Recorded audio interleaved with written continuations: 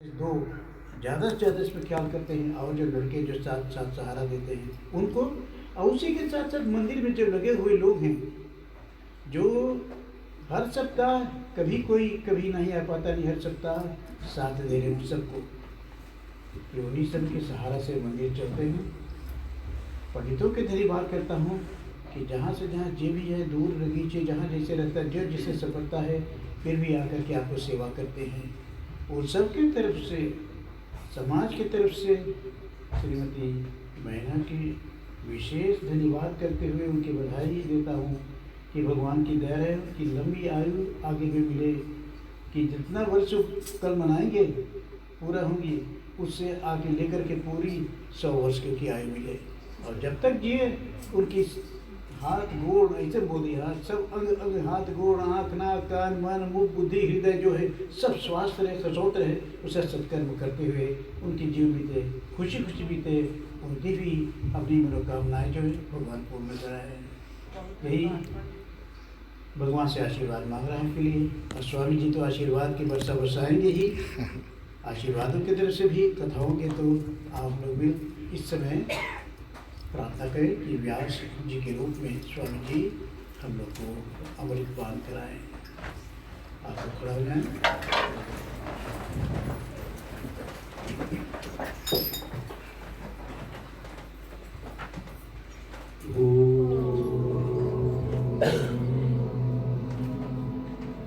नमोस्तुते व्यास विशालबुद्धे फुल्लारविन्दाटपत्रनेत्रं येन त्वया भासतैर्पूर्णं प्रज्वालितो ज्ञानमयप्रदीपं। पूज्य व्यास जी भैया।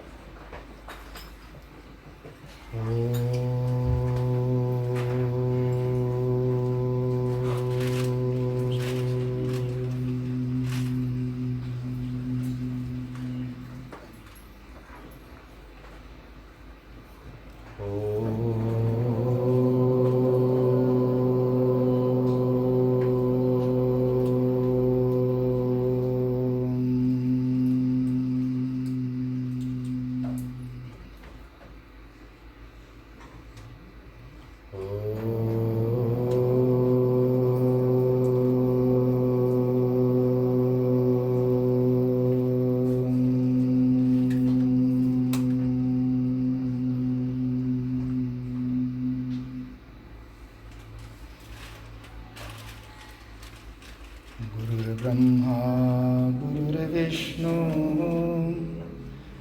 गुरुर्देव महेश्वर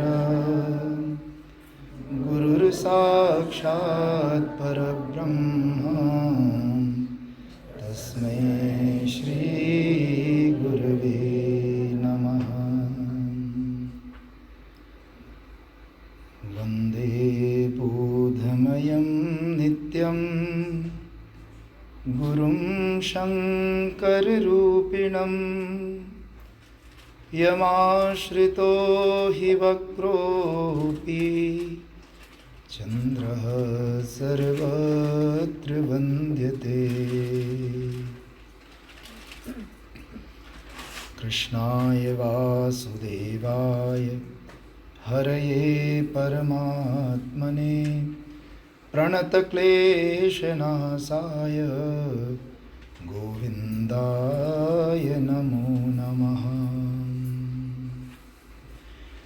वंशी विभूषितकरान्नवनीरदाभात् पीताम्बरादरुणबिम्बफलाधरोष्ठात् पूर्णेन्दुसुन्दरमुखात् अरविन्दनेत्रात्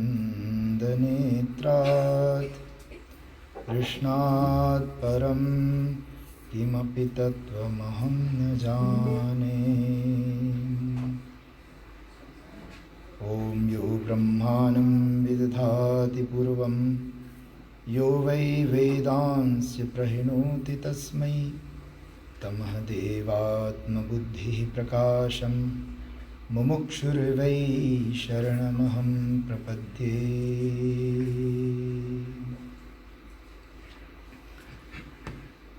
अकारण करुणावरुणालय रघुकुल भूषण रघुकुल मुकुटमणि भगवान श्री राघवेंद्र सरकार के चरणों में कोटिशः नमन कर जगत जननी मंगल करणी माँ जानकी को प्रणाम करते हुए असुर निकंदन मारुति नंदन भगवान श्री हनुमान जी के चरणों में नित्य नमन करते हुए श्री विग्रह के रूप में विराजमान हमारे नयनों को, हमारे आँखों को दर्शनानंद से ओतप्रोत करने वाले साकार विग्रहवान रूप में समस्त देवताओं को प्रणाम करते हुए प्रातः स्मरणीय अनंत श्री विभूषित अपने परम आराध्य गुरुदेव ब्रह्म ऋषि विश्वात्मा बावरा जी को मैं प्रणाम करता हूँ। साथ ही साथ इस मंदिर में आज मेरे परम श्रद्धेय परम आदरणीय बाल्यकाल से जिनकी असीम कृपा हमारे ऊपर रही है, आज यदि मैं सन्यासी हूँ तो इन महापुरुषों का भी आशीर्वाद मेरे ऊपर रहा है। हमारे पंडितों के प्रेरणाधार, प्रेरणा स्रोत, हम सब के कर्मकांड कुलभूषण पूज्य पंडित बंसीधर जी के चरणों में भी मैं प्रणाम करता हूँ। इस मंदिर की व्यवस्थापिका जिनके जन्म दिवस हम सभी इन 5 दिनों के यज्ञ के माध्यम से मना रहे हैं, जो एक नारी ही नहीं है, एक आदर्श माँ है, अपने बच्चों को अच्छे संस्कार देने वाली, अपने जैसे अभी आपने पंडित जी से सुना, येन केन प्रकारेण यहाँ जहाँ कहाँ जिस भी रूप से हो सके इस धार्मिक अनुष्ठान आत्मक रूप में जो वो मंदिर चला रही है, इस मंदिर के प्रति पूर्णतया तन मन धन से समर्पित ऐसे आदरणीय इस मंदिर की व्यवस्थापिका संरक्षिका माता मैना जी को मैं हार्दिक नमन करता हूँ। उपस्थित ममतामयी मातृशक्ति, पिता तुल्य वृद्धगण, कीर्तन समाज, भाइयों बहनों, देवियों एवं सज्जनों, आप सभी के हृदय में विराजमान उस परम चैतन्य ज्योति को मैं नमन करता हूँ। आज तृतीय दिवस श्रीमद् भगवद गीता ज्ञान यज्ञ का आयोजन जो है इस मंदिर में, कल मैंने आप लोगों को और परसों आप लोगों को श्रीमद् भगवद गीता के संदर्भ में बहुत सारी बातें बताई।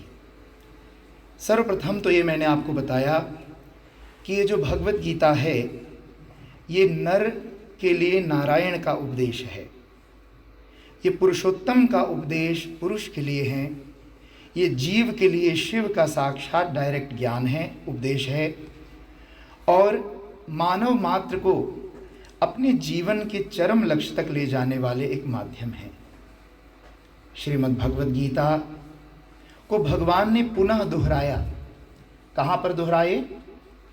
महाभारत के युद्ध से पूर्व कुरुक्षेत्र के पवित्र मैदान में। और भगवद गीता के प्रथम श्लोक में हम पढ़ते ही है, जब धृतराष्ट्र संजय से प्रश्न करता है कि धर्म क्षेत्रे कुरुक्षेत्रे समवेतायुत्सव मामका पांडवाश्चैव किम अकुर्वत संजय। हे संजय, तुम आज लड़ाई के मैदान से 11 दिन बाद लौटे हो। वो लाइफ बैठ करके वहाँ सारा नहीं देख रहा था, उसको वरदान जरूर था व्यास जी का कि युद्ध के भूमि में जहाँ कहीं जो कुछ होता हो रहा होगा वो उसको संज्ञान में आ जाएगा और उसके आधार पर वो उनको बता रहे थे, सुना रहे थे सारा। संजय 11 दिन बाद, कब? जब भीष्म पितामह को अर्जुन ने बाण मार करके शैया पर लेटा दिया, उस 11 दिन के बाद, ये पीछे दरवाजा खुला, खोल दीजिए, नहीं ज़्यादा ही खोल, कोई हर्ज नहीं। अच्छा, तो दिया में कुछ आड़ कर दो क्योंकि थोड़ा धुआं निकल जाएगा। लोगों के आंखों में लग रही, हमारे को थोड़ा लग रही। मैं आपसे निवेदन कर रहा था कि 11 दिन बाद जब भीष्म पितामह बाण के शैया पर गिर जाते हैं, 18 दिन का युद्ध था टोटल, तब संजय वापस आता है हस्तिनापुर और धृतराष्ट्र को सारा संदेश सुनाता। धृतराष्ट्र का पहला प्रश्न है भगवद गीता का, यह पहला श्लोक है, धर्म क्षेत्रे कुरुक्षेत्रे समवेतायुत्सव मामका पांडवाश्चैव किम अकुर्वत संजय। किसी भी ग्रंथ का प्रथम वाक्य, उसका मध्य वाक्य और अंतिम वाक्य की बड़ी महिमा होती है। पहला श्लोक गीता का यही है, मामका पांडवाश्चैव, मेरे पुत्रों ने और पांडु के पुत्रों ने क्या किया धर्म युद्ध भूमि में। जिस पिता को बाल्यकाल से ही पांचों पांडव क्या कहते थे, ज्येष्ठ पिताजी, बड़का बापू, हम लोग सूर्यनाम में बोलते दादा, है ना, दादा बड़की मैया, तो बड़का बप्पा कोई नहीं बोलता, लेकिन बड़की मैया बोलते हैं। तो जो धृतराष्ट्र अंधा 5 पांडवों का बड़का दादा था या दादा था, बाप का बड़ा भाई, उनको सदैव बच्चे क्या कहते आए, ज्येष्ठ पिताजी, बड़े पिताजी, ख्रोत फादर, क्योंकि छोटे में उनके बाप का देहांत हो गया था। वो बाप इन बच्चों के लिए क्या कहते हैं, वो ये नहीं कहता कि मेरे बच्चे, वो कहता मेरे पुत्रों ने, 100 भाई दुर्योधन ने और 5 पांडु के पुत्रों ने क्या किया। और जिस समय मामका पांडवाश्चैव आ जाता है किसी के भी जीवन में, मामका पांडवाश्चैव माने मेरी तेरी, तोर मोर, आपका ध्यान गाना की ओर जा रहा होगा, लेकिन गाना से ही सही याद कर लो। ये तोर मोर क्या है, भगवत गीता के प्रथम श्लोक में मामका पांडवाश्चैव, मेरे पुत्रों ने और पांडु के पुत्रों ने क्या किया। और ये भाव, ये विचार किसका परिणाम है, माया का। रामचरितमानस में बड़ा सुंदर निरूपण आया है माया तत्व के विषय में, और वहां पर भगवान राम लक्ष्मण को समझा रहे हैं कि एक विद्या माया है, एक अविद्या माया है। जो विद्या माया है वो तुम्हें संसार से मुक्त कर देता है, लेकिन जो अविद्या माया है वो जीव को पकड़ के संसार में डाल देता है। ज्ञानिनाम पिचेतांसी देवी भगवती ही सा बलाद आकृष्य मोहाय महामाया प्रयच्छति। देवी भागवत नवरात्रि में श्लोक आप प्राय सुनते होंगे पंडितों से। वह देवी बड़े बड़े ज्ञानियों के चित्त अपहरण कर लेती है और महामाया में डाल देती है। नारद आदि जैसे का सबको मोह हुआ। और ये माया, इनके 2 रूप है, एक विद्या माया, एक अविद्या माया। ते ही कर भेद सुनऊ तुम सोवू, विद्या अपर अविद्या दो। एक रचई जग गुण बस जाके, प्रभु प्रेरित नहीं निज बलता के। एक माया कौन है, एक रचय जग, एक वो माया है जो भगवान के बगल में खड़ी है, जगत जननी मंगल करनी जानकी। कहीं उनका नाम राधा है, कहीं उनका नाम सीता है, कहीं उनका नाम लक्ष्मी है, कहीं उनका नाम काली सरस्वती है वो मातृशक्ति। वो मातृशक्ति मुदर नतुर माँ प्रकृति संसार की रचना करती है, लेकिन भगवान की एक दूसरी पत्नी भी है। अपने पिताओं से निवेदन करूंगा, ध्यान से सुने। ये ना मंदिर से निकलने के बाद जाके बोलना स्वामी जी ने कहा 2 ही औरत रख सकते हो। भगवान की 2 पत्नियां थी, लेकिन समझो कैसी पत्नियां। और पहली पत्नी कौन है, सृष्टि की रचना करती है। और उत्तरकांड में रामायण में लिखा, तिमी रघुपति ही भगति प्यारी, माया खलु नर्तकी विचारी। भगवान की 2 पत्नियां हैं, एक भक्ति, दूसरी माया। भक्ति को के शरण में जाओगे तो भगवान मिल जाएंगे, और कहीं गलती से माया के चक्कर में फंस गए तो जहां खड़े हो वहां से और नीचे दबा के धसा देगी। वो नर्तकी है, वो नचाती है सबको। और वो जो माया नचाती है, वो माया भी भगवान की आह्लादनी शक्ति है। मैं आपसे निवेदन कर रहा था कि मैं अरुमोर तोर तय माया। रामायण में क्या कहा गया, माया किसे कहते हैं, वत इस माया। आप कहोगे दक्ष में स्वामी जी इल्यूसी, लेकिन इसका ट्रांसलेशन नहीं पूछा। माया किसको कहते हैं? तो रामचरितमानस में बताया, मैं अरु मोर तोर तय माया, जेहि बस कीन्हे जीवनि काया। ये मैं अरु मोर तोर तय, तू और तेरा, मैं और मेरा, इसी का नाम माया है। जो इस चक्कर में फंस जाता है, समझ लो तुम माया के दलदल में फंसे हो। मेरा, ये मेरा सीट है, खबरदार वहां बैठा तो। ये मेरी बांगी है, खबरदार वहां बैठा तो। अच्छा, ये विचार लो, ये हम सब की बांगी, कहीं भी बैठ जाओ। और बड़े सुंदर गीत लोग गाते हैं। दूर ये सारे भरम हो जाते, मैं और तुम गर हम हो जाते। कहोगे सन्यासी हो के क्या रोमांटिक गाना गा रहा है ना? शब्दों पर ध्यान दो। गानों में इतना संदेश है, इतना संदेश है। ये तो बॉयफ्रेंड गर्लफ्रेंड के लिए गाते हैं, हम और तुम एक हो जाते। कोई एक होता नहीं, ऊपर से एक होते हैं, है ना? ये पखंड की दुनिया देखती रोज है। कहने के सारे डायलॉग है। गीत में देखो कितना सुंदर संदेश दिया। एक तो आप गाते हो तोर मोर, है ना? लावा के समय में गाते हो, वो माया है। तोर और मोर क्या है? मेरी और तेरी, इसी की व्याख्या तो शास्त्र करते माया। और दूसरे क्या है? दूर ये सारे भरम हो जाते, मैं और तुम अगर हम हो जाते। ये जो हम मैं और तुम कहते हैं ना, एक एन ये फमै एन यो, यदि यही हो जाता हम माने हमारा संसार, हमारे लोग, हमारा यह जगत, कितनी हंसी आलम हो जाते।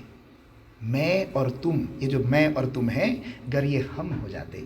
गीतों में ऐसा संदेश दिया। खैर, मैं आपसे निवेदन कर रहा था कि माया किसे कहते हैं? मैं अरु मोर तोर तय माया, जेहि बस कीन्हे जीवनि काया। समस्त जीवों को अपने वश में कर रखा है। और भगवान ने 7वें अध्याय के प्रथम श्लोक में अर्जुन को कहा, अर्जुन दैवी हेषा मम गुणमयी, मम माया दुरत्यया। ये मेरी माया है, ये मेरी पत्नी है, लेकिन ये कैसी है? दैवी हेषा गुणमयी। इसमें बड़े गुण हैं। कितने गुण हैं? सतोगुण, रजोगुण और तमोगुण, त्रिगुणात्मिका है ये। दैवी हेषा गुणमयी, मम माया दुरत्यया। कहा ये माया दुरत्यय है, बड़ा दुष्कर है। लेकिन भगवान, माया में फंसे जीव मुक्त कैसे हो? तो भगवान ने कहा, मामेव ये प्रपद्यन्ते मायाम एताम तरन्ति ते एताम मायाम तरन्ति। वे इस महामाया को तरते हैं। कौन? भगवान कहते, माम एव ये प्रपद्यन्ते, जो मेरे प्रति समर्पित हो जाता है, अपने आप को भगवान के प्रति समर्पित कर देता है। और प्रपन्ना भाव माने यही तो हम भजन भक्ति सत्संग में करते हैं कि हे प्रभु तुम मेरे हो। लेकिन कई बार वचन से केवल बोलते हैं तुम मेरे हो, अंदर से नहीं बोलते। अंदर से यदि आवाज़ निकले तो कहीं भगवान तुम्हें अपना ले और उस माया से तुम पार हो सकते हो। ये महामाया जो है संसार में, यही जीव को बांध रखा है, अनंत जन्मों से बंधन में पड़ा है। कब से? जब से जीवन की यात्रा चली है। स्वामी जी वनेर इसमें रईस बखौनन, यही तो किसी को पता नहीं है। वार इसमें रईस बखौन ये जरूर पता है, वार भगवान से हमारा रईस शुरू हुआ है। और ये सृष्टि चक्र है, आपने सुना ना? आदमी कहता पता नहीं कब उद्धार होगा। आप देखिए, सृष्टि चक्र है, जीवन चक्र, चक्र माने राउंड, सर्कल। अच्छा, आपसे पूछे एक सर्कल को देखिए और आपसे कोई पूछे वार बखिन दे इस सर्कल का बखिन है कहीं? ना है। क्यों नहीं है? कहीं तो बखिन होगा। सर्कल कहाँ है? ना, जहां तुम पॉइंट रख दो वहीं सर्कल बखिन है ना? एक सर्कल आपको दे दिया जाए और कहो इसका बखिन कहा, जहां तुम पेन रखोगे वहीं उसका बखिन है। और आपसे कोई पूछे इस सर्कल का एंड कहाँ है, तो क्या उत्तर मिलेगा? जहां तुम पॉइंट रख दो वहीं इसका अंत है। कितना सुंदर संदेश दिया। ये मत सोचो हम तो अब स्वामी जी बहुत बुढ़िया हो गए, अब तो एक गोर कबर में लटक गया। भगवान नाचने के लिए गोड़ कबर में नहीं लटका रहता है। हमारे पारक यज्ञ में आने के लिए सबके गोड़ कबर में लग जाता है। क्षमा करना, ऐसे बोल रहा हूं विद स्कून पास। कहने का भाव मेरा कि कई बार ये सृष्टि जो चक्र है, ये मत कहो कि मैं बुढ़िया हो गया, अब मेरे से नहीं होता ना। भगवान कहते जहां से तुम शुरू करो वहां से तुम्हारा जीवन में एक नया उदय प्रारंभ है। और गीता का संदेश देखिए, वैदिक कर्मकांड का नियम है, जब तुम हवन पूजा कुछ शुरू करते हो और लास्ट पे होते होते कुछ गड़बड़ हो गया तो सारा कुछ अपव्यय करके फिर शुरू से शुरू करो। लेकिन गीता में भगवान ने जिस धर्म का प्रतिपादन किया है, भगवान कहते अर्जुन, नेहाभिक्रम नाशो अस्ति प्रत्यवायो न विद्यते। दो बातें बताई।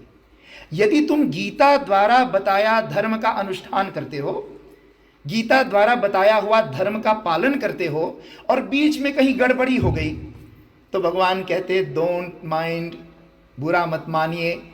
तुम 10 साल तुमने माला जाप किया, गीता का धर्म है माला जपो, यज्ञानाम जप यज्ञोस्मि, तुमने बहुत दिन तक जप यज्ञ किया, जपते जपते कुछ समय आया, जीवन में कुछ परिस्थिति आया, माला कोने में रख दिया और हो सकता है 10 साल तुमने जाप नहीं किया किसी कारणवश।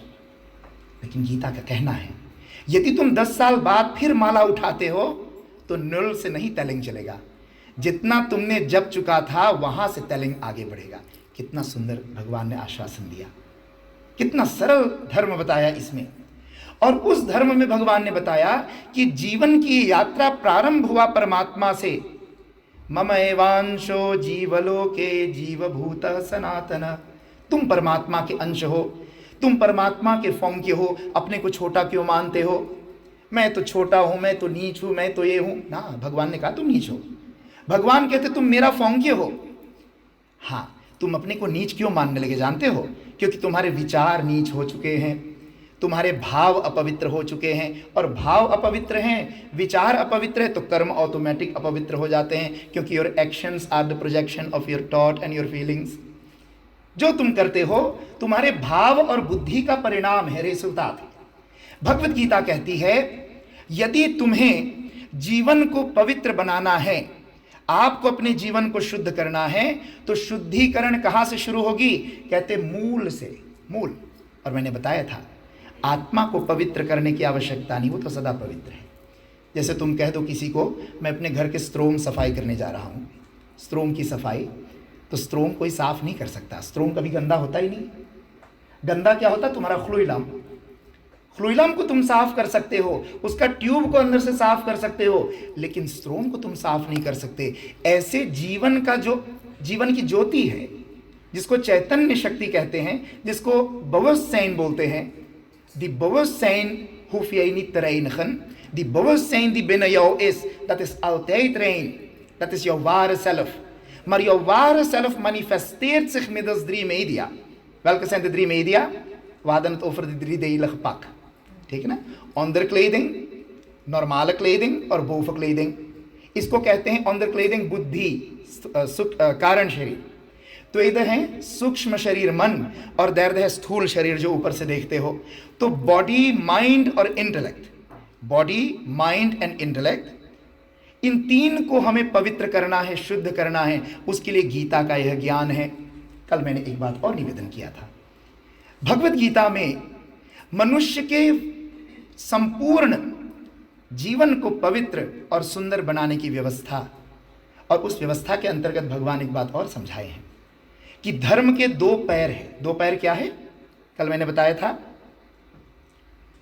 बोलो, कल मैंने बताया था धर्म के 2 पैर हैं।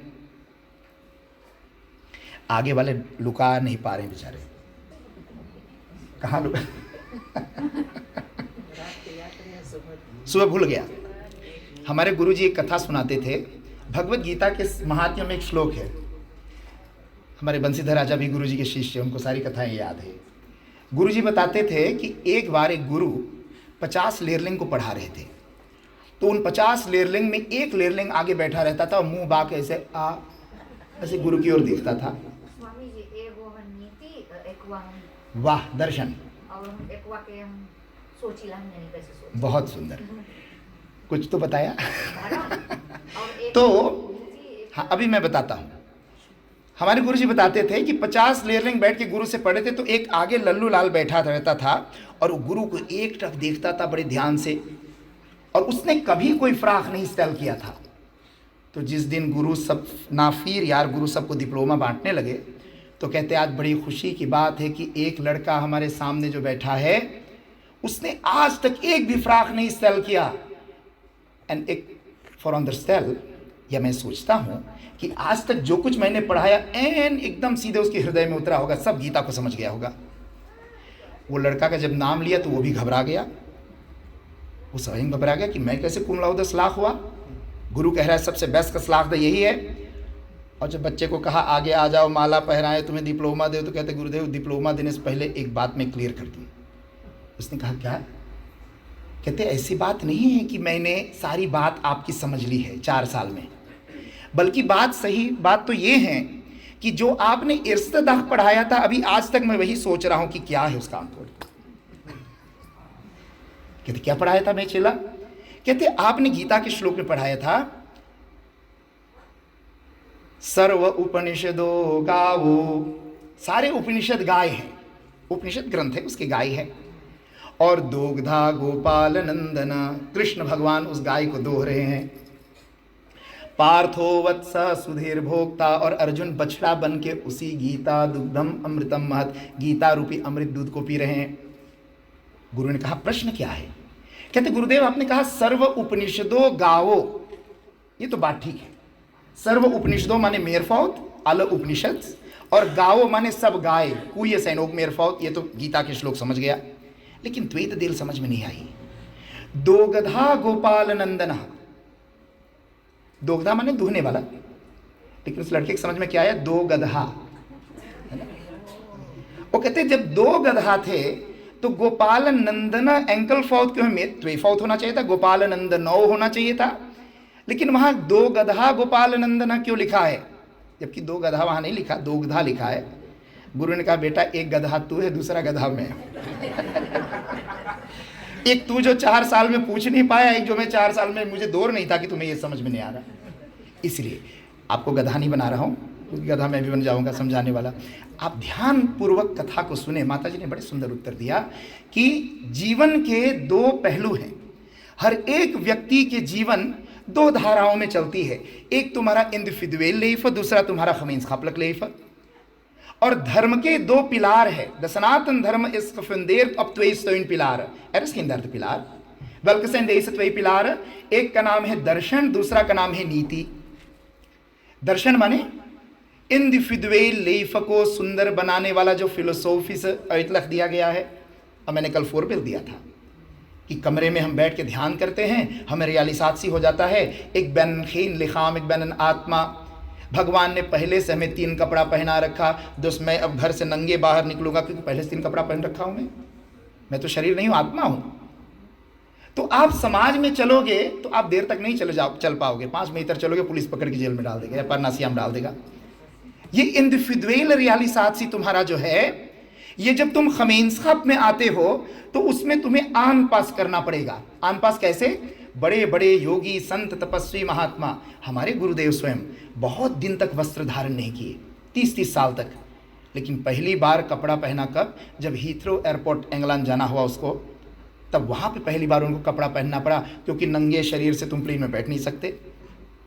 तो कई साधु महात्मा आपको मिलेंगे जो वस्त्र तो नहीं पहनते, उनको पता है मेरे आत्मा को कई वस्त्र हैं, लेकिन वस्त्र इसलिए पहनना पड़ता है कि समाज में आपको चलना है, समाज के प्रति आपको अपने शरीर को ढकना है। और जहाँ ढकने का नियम आ जाता है उसी का नाम है नीति, वेतन इन द gemeenschap। तो वेत किस लिए बनाया गया? तुम्हारा gemeenschapelijk लाइफ को सुंदर बनाने के लिए। और नीति किस लिए बनाया गया? तुम्हारा इंडिविजुअल लाइफ को सुंदर बनाने के लिए। जीवन की 2 धाराएं हैं, व्यक्ति जीवन और सामाजिक जीवन। और आदमी बोल तो देता है, एक कोई बोलता है ना, अभिमान में आदमी आके बोल देता है, लेकिन उसके बैकग्राउंड के कंप्यूटर हैंग हो जाता है। क्यों?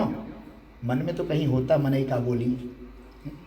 चाहे तुम बोलते हो एक लेकिन तुम्हारा खवेत या अंदर भविष्य में जरूर कहीं एक रिकॉर्ड चलता हो कि लोग क्या कहेंगे, है ना? मन में तो चलता है। इसीलिए हमारे यहाँ दर्शन और नीति का बड़ा सुंदर विधान है। और भगवत गीता में भगवान ने यही बात समझाई कि अर्जुन, कल मैंने हिंसा की बात बताया, इंडिविजुअल रूप से तुम अहिंसक तो हो, लेकिन तुम क्षत्रिय हो। और क्षत्रिय का धर्म क्या है? आनफाल करना नहीं है। क्षत्रिय का धर्म क्या है? रक्षा करना। मिनिस्टेरी फन डिफेंसी, मिनिस्टेरी फन ऑफेंसी। और उस डिफेंस में यदि कोई मर गया यदि, तो कोई दोष नहीं, क्योंकि तुम अपने धर्म पालन कर रहे थे। भगवान ने ये उपदेश दिया उसको। ये दो जो पहलू है, दर्शन और नीति, भगवत गीता इस पर बहुत प्रकाश डालता है। तुम इंडिविजुअल अपने को कैसे अंतविकल करो अपना इंडिविजुअल रियाली साक्षी के लिए, उसके लिए भी प्रावधान है गीता में।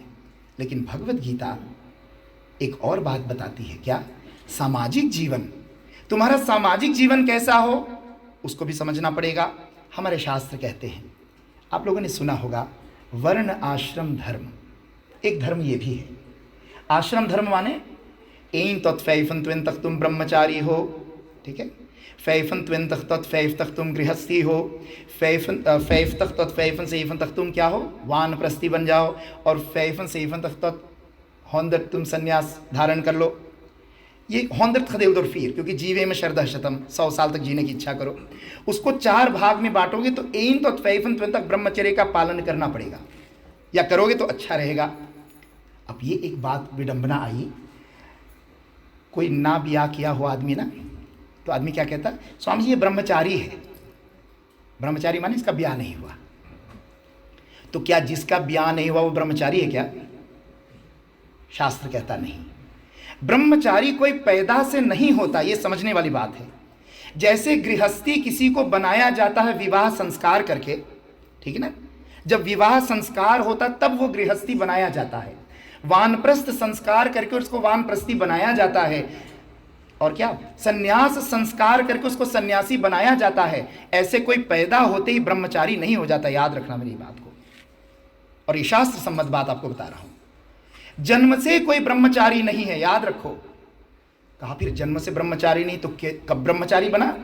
कहते जब गुरु आकर के उसका उपनयन संस्कार करता है, जनेऊ करता है, तब जाकर के वो बच्चा ब्रह्मचारी बनाया जाता है। कहा बच्चा ब्रह्मचारी बनाया जाता है, कैसे बनाया जाता है? कहा जनेऊ संस्कार करके।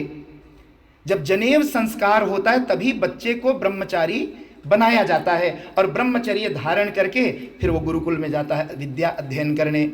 तो ये 4 आश्रम, ब्रह्मचर्य, गृहस्थ, वानप्रस्थ और सन्यास, ये बनाए जाते हैं संस्कार द्वारा। आप कहोगे हमने तो यही सोचा था कि जो जन्म से जिसका विवाह ना हो ब्रह्मचारी है। कहते नहीं, ब्रह्मचारी बनाया जाता है और उसका संस्कार का नाम है यज्ञोपवीत जनेऊ। अच्छा, एक समय था सूरीनाम में, जब हम लोग छोटे छोटे थे, तो उस समय में प्रचलन किया था कि केवल ब्राह्मण का जनेऊ होता है। आप लोगों ने भी सुना होगा, केवल जो शर्मा, पांडे, तिवारी है उनका जनेऊ होगा, बाकी के मुंह बाके देखते रहो। लेकिन धीरे धीरे क्या आई, सूरीनाम में रामायण टीवी सीरियल चला। जब रामायण टीवी सीरियल चला, निकोवा खमेसर गोरा बकरा था, वो पहले एनलाइजिंग देता था, अब देहांत हो गया उसका, तो वो समझाता था। और रामायण में जब लोगों ने देखा कि अरे भगवान राम का भी जनेऊ हुआ, लक्ष्मण का भी जनेऊ हुआ, और ये ब्राह्मण तो थे नहीं, किस घर में पैदा हुए थे? राजा दशरथ क्षत्रिय के घर में पैदा हुए। तो जब पंडितों से पूछा, भाई तो राजा दशरथ क्षत्रिय, इनके बच्चे का भी जनेऊ होता? कहते हाँ हाँ उसका भी हो सकता, वो भी ऊंच जाति की है। लेकिन पोल जब खुलता तो धीरे धीरे एकदम अवितराफल होकर खुलता है ना। फिर लोग खोजने लगे, यदि ब्राह्मण का जनेऊ होता है, फिर क्षत्रिय का होता तो आगे वैश्य का भी होता होगा। कहते होता है। हमारे शास्त्र क्या कहते हैं? जन्मना जायते शूद्रः संस्काराद् द्विज उच्यते, वेदाभ्यासात् भवेत् विप्र, ब्रह्म स जानाति ब्राह्मण। ब्राह्मण कौन है? जो ब्रह्म को जान लेता है। और कहते शूद्र कौन है? जन्मना जायते शूद्रः, हर एक मनुष्य के लिए बताया। जितने हम लोग यहां बैठे हैं, हम जब जन्म लिए तो हम शूद्र थे। आपको स्वामी जी गाली क्यों दे रहे हो व्यास से मुझे? हम तो पांडे के घर जन्म लिए, हम तो तिवारी घर जन्म लिए, हम तो रामोवतार सिंह के घर जन्म लिए, हम तो अमुक बनिया के घर जन्म लिए। लेकिन याद रखो, आप कुछ भी मानते रहो, शास्त्र कहते तुम जन्म से शूद्र हो। अब कहा शूद्र का अर्थ क्या है? ये शूद्र शब्द जो है भगवत गीता में 2 बार भगवान ने इसको कहा, 3 बार बल्कि। कहां पर भगवान ने बताया अभी बताऊंगा। 3 बार ये शब्द आया और भगवान ने इस तत्व को बार बार गीता में 3 बार दोहराया, कोई कारण रहा होगा। शूद्र किसे कहते हैं? संस्कृत शब्द में, संस्कृत ग्रामातिका में शूद्र को यदि तुम अंतलेत करोगे तो उसमें 2 भाग निकलेगा, एक वैरकवर्लकस्ताम, एक उसके पीछे क्या कहते हैं फोर फुक्सल या अख्तर फुक्सल। और शूद्र का एक अर्थ विद्वानों ने, वैदिक विद्वानों ने क्या किया? शुचेर द्रवती इति शूद्रः। शुचेर माने जो सोचनीय चीजों के पीछे द्रवित हो जाए, भागे, पागल हो जाए। और संसार में सोचनीय क्या है? तुम्हारी आत्मा सोचनीय है क्या? नहीं, आत्मा तो कभी मरता नहीं। तुम सोच किसके लिए करते हो? शरीर के लिए, कहीं मैं बूढ़ा होकर मर न जाऊं, कहीं बुखार खोखी आ रहा मैं मर न जाऊं, दवाई जल्दी से ले लूं मैं मर न जाऊं, खरीप पकड़ लिया मैं मर न जाऊं। सोच किसके लिए करते हो? शरीर के लिए। सोच किसके लिए करते हो? बेटौवा हमारा जवान हो जाए, फिर दिन लेके घूम रहा, पता नहीं लेके भाग न जाए। सोचो, जिस बेटे को माँ 20 साल प्यार देकर बड़ा कर लेता है, नारी इतनी सशक्त चीज है, उसको फ्रिंदन ट्विन तक मिनट में मोड़ घुमा कर लेके भाग जाती है दूसरी दिशा में हॉलैंड की। चिंता होती है मेरा बेटा भाग न जाए, मेरी बेटी भाग न जाए, मेरा घर मकान मेरे से लूट न जाए, मेरा काम जो है वो मेरे पास छीन न जाए। चिंता किसके लिए करते हो? संसारिक चीजों के लिए ना। सोचनीय कौन चीजें हैं? जो संसार की चीजें हैं वो सोचनीय है। उन सोचनीय चीजों के पीछे जो भागे उसी का नाम है शूद्र। उपनिषद में बड़ी सुंदर कथा है।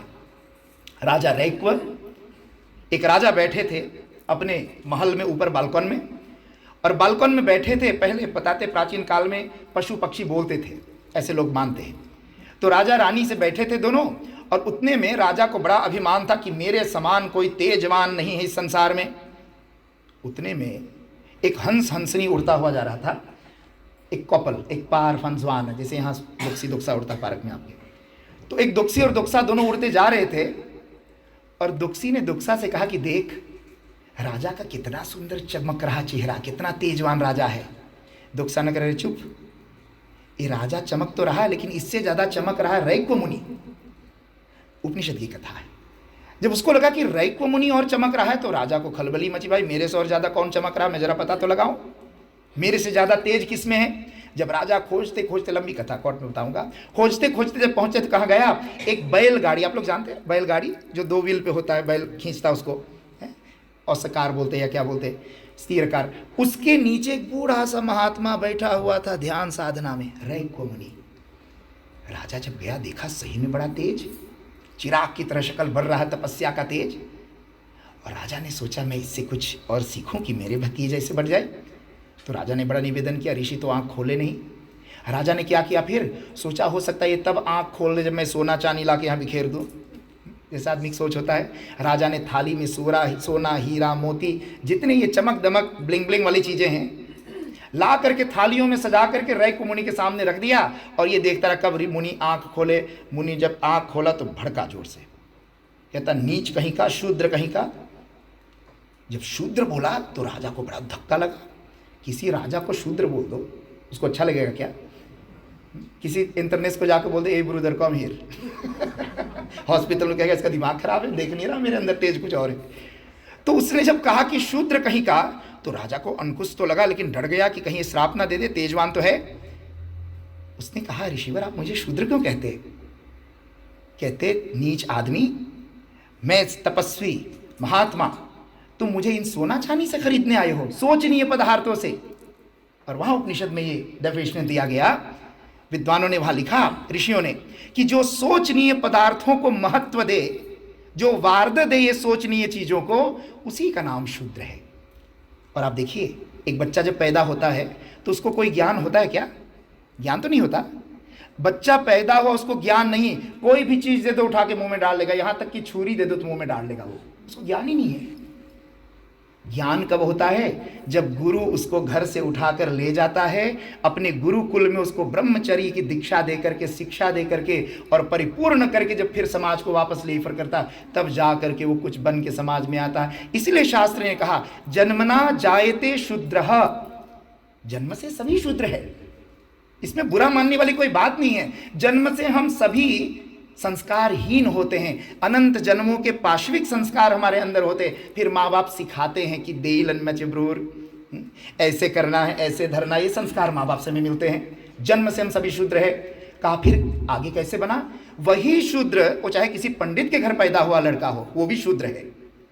कहते फिर वो पंडित कैसे बना? आप कह सकते ना भाई स्वामी जी उसका पर आजा भी पंडित था, उसका आजा भी पंडित था, वो भी पंडित था और लड़का भी पंडित हो गया। तो जब पैदा हुआ तो भगवान कोई चेप डाल के तो नहीं पैदा किया था, या सब कर्मकांड भर के उसमें पैदा होते ही बोलना शुरू कर देगा। अरे सीखा होगा अपने आजा से, बाप से, दादा से बैठ के पढ़ा होगा, तब तो उसको ज्ञान आया होगा। उसी लड़के को पकड़ कर कहीं कफरिक ब्यूट में डाल दो, लातूर में, तो क्या ब्राह्मण बनेगा वो? ना ना, बूसी है ये पूछता घूमेगा इधर उधर, दीदी भी पूछता घूमेगा। क्योंकि जैसे संस्कार तुम्हारे अंदर शिक्षा आएगी वैसे तुम्हारे संस्कार बनेंगे। इसलिए जन्मना जायते शूद्र संस्कारा द्विज उच्यते।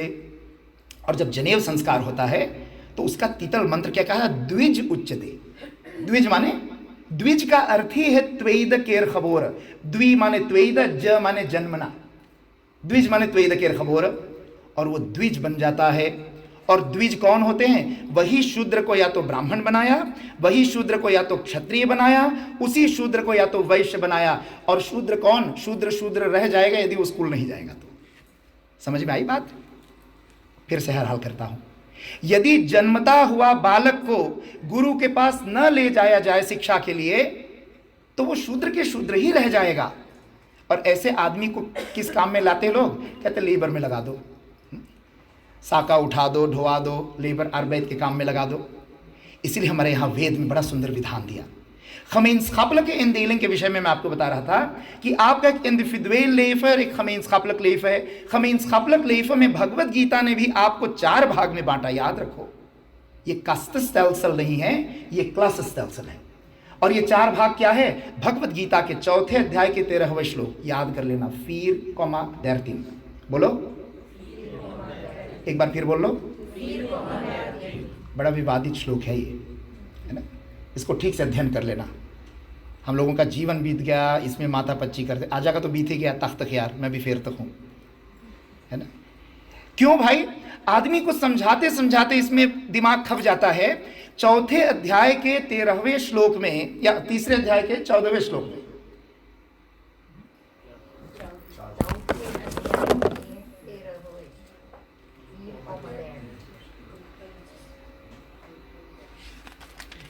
फिर 13, ठीक है?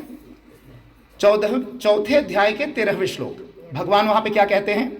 चातुर्वर्ण्यम मया सृष्टम गुण कर्म विभागश तस्य कर्तारमपि माम विद्य कर्तारम अव्ययम। हे अर्जुन, चातुर्वर्ण्यम मया सृष्टम, मैंने 4 वर्णों को बनाया है। और कैसे बनाया है? गुण कर्म विभागश। अच्छा, भगवान यदि ऐसे बोल देता, चातुर्वर्ण्यम मया सृष्टम गुण जन्म विभागश, तो श्लोक रैम नहीं होता क्या? तभी श्लोक रैम हो रहा ना। लेकिन भगवान ने क्या कहा? चातुर्वर्ण्यम मया सृष्टम गुण कर्म विभागश। हे अर्जुन, मैंने 4 वर्णों की सृष्टि की है गुण और कर्म के विभाग पूर्वक।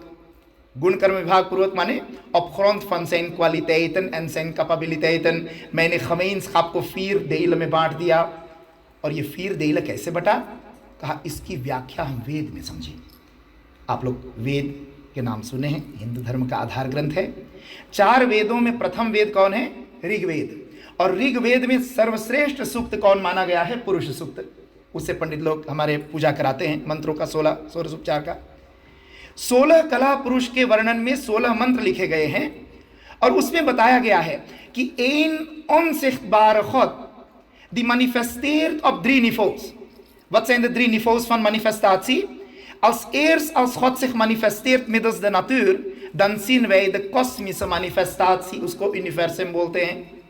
पहला कॉस्मिक मैनिफेस्टाची। वही कॉस्मोस और छोटे रूप में देखा तो ग्लोबल मैनिफेस्टाची, क्योंकि एक कॉस्मोस में कई ग्लोब है, हर ग्लोब पे अपनी पृथ्वी, अपने लोक, अपने जनजीवन है। कहा फिर वो ग्लोबल हो गया, यूनिवर्सल से ग्लोबल हो गया। और कहते ग्लोबल को और गहन देखा तो ग्लोबल पे इंडिविडुअल मिला, इंडिविडुअल हो गया। कितने भाग में हो गया? 3 manifestaties. Eén allerhoogste bewustzijn परमात्मा die manifesteert op 3 niveaus. Een universele manifestatie, dat noemen wij universum, die manifesteert nog lager op een niveau, dat heet globaal, de globe. En die globale manifestatie is nog lager, dat noemen wij individuele manifestatie. Individu, globaal en universum. इसको संस्कृत में क्या बोलते हैं? विराट, विराट ब्रह्म, rot ब्रह्म और व्यक्ति। इंडिविडु को क्या कहते हैं? व्यष्टि पुरुष। ग्लोबाल को क्या कहते हैं? राष्ट्र पुरुष। और यूनिवर्सम के क्या कहते हैं? विराट पुरुष। आप लोगों ने सुना होगा भगवान ने अर्जुन को विराट पुरुष दिखाया था, सी मई इन alles इन दिस यूनिवर्सम। लेकिन उस विराट पुरुष और इंडिविजुअल के बीच में क्या है?